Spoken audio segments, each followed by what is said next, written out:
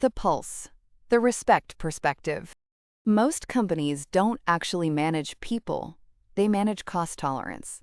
And everything else flows from that. Behind strategy decks and leadership language, there's usually an invisible line, a ceiling, where labor costs are allowed to live. As long as costs stay under that line, the organization believes it's operating responsibly and profitably. Most corporations operate within a fixed labor cost ceiling. Wages, tenure, and experience are treated as variables to control, not assets to compound. Short-term profitability often overrides long-term capacity. And when tenure becomes too expensive, pressure gets applied. Hiring slows.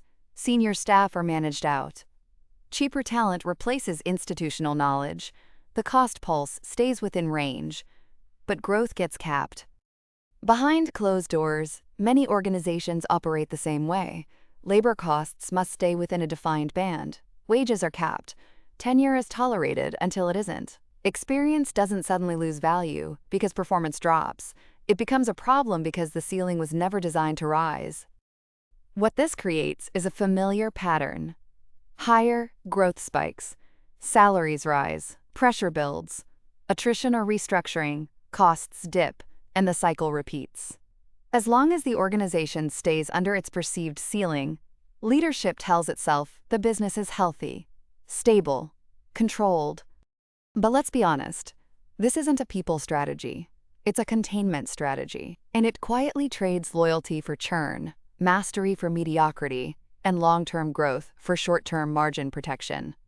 When experienced people leave, the company doesn't just lose salary expense, productivity resets. Relationships walk out the door, learning curves restart, culture weakens, and mistakes repeat. On paper, it looks like savings. In reality, the organization bleeds invisibly. High-performing organizations think differently. They don't fear tenure. They design for it. They raise the ceiling by investing in capability, building mastery, trusting experience, and rewarding loyalty with responsibility, not stagnation. They don't suppress cost, they expand capacity. This is what happens when tenure is nurtured instead of suppressed. Productivity accelerates because people aren't constantly starting over. Profitability compounds because experience reduces friction and waste.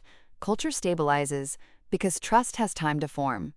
And leadership pipelines strengthen because capability is developed, not replaced. Growth doesn't spike and crash. It doesn't need constant resets. It climbs. When tenure is nurtured, productivity accelerates, profitability compounds, culture stabilizes, leadership pipelines strengthen, growth doesn't spike and crash, it climbs. People don't become expensive.